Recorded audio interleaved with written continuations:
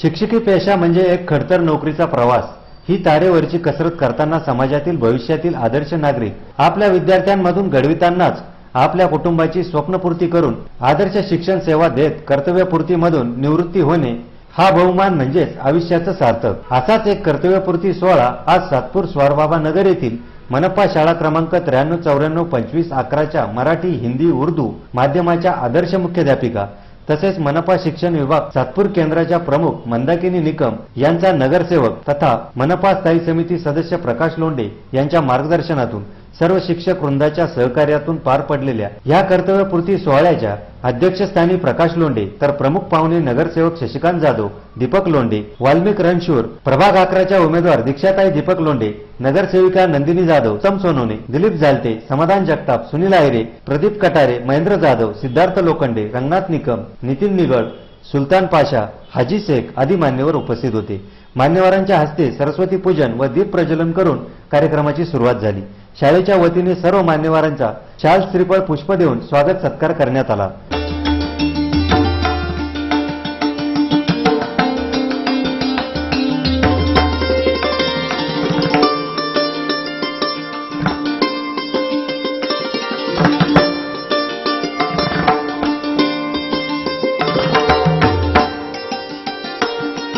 या कर्तव्यपूर्ती सोहळ्यानिमित्त अशा कर्तव्यदक्ष शिक्षकांचा व शाळेचा मनापासून सार्थ अभिमान वाटतो असे प्रकाश लोंढे यांनी सांगितले।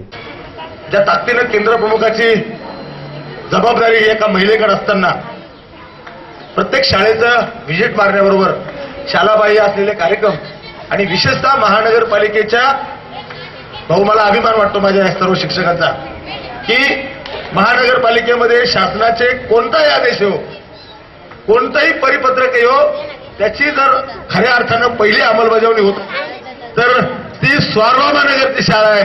ती शाळा क्रमांक 93 आहे, 25 आहे, 11 आहे।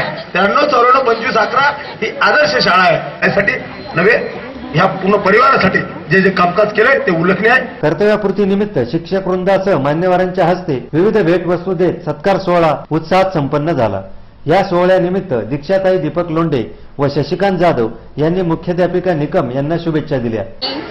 इतर शाळांसाठी तर त्यांनी खूपच चांगलं काम केलं आहे शाळेसाठी, तर माझ्या खूप शुभेच्छा त्यांना।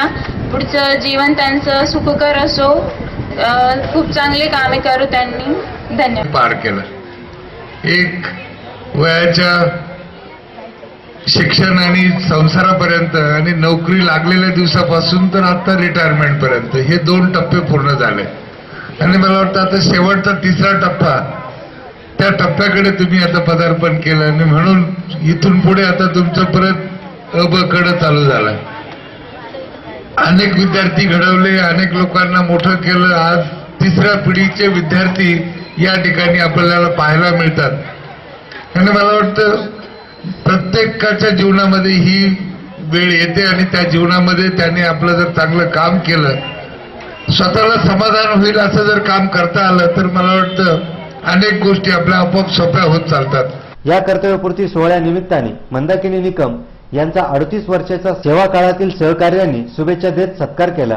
तसेच मंदाकिनी निकम यांनी आपले मनोगत व्यक्त केले। त्या बाजूला ठेवल्या आणि माझं काय कर्तव्य आहे, आधी तुम्ही मुलांचा, पालकांचा विश्वास संपादन करा। ठिकाणी शिकत आहेत आणि अतिशय सुंदर इमारत या ठिकाणी आहे। फक्त या ठिकाणी सगळ्या सुविधा असताना शिक्षकांना अध्यापनाचंच कार्य करायचं आहे आणि ते जर तुम्ही केलं तर तुम्हाला कुठेही पुरस्कार मागायला जाण्याची आवश्यकता नाही। या कर्तव्यपूर्ती सोहळ्यासाठी विविध शाळेच्या शिक्षक वृंदांसह केसी महिंद्रा एज्युकेशन ट्रस्टचे पदाधिकारी, विविध क्षेत्रातील मान्यवर व शालेय विद्यार्थी मोठ्या संख्येने उपस्थित होते। नाशिक सिटी न्यूज साठी व्हिडिओ जर्नलिस्ट सुनील पगारे, सातपूर।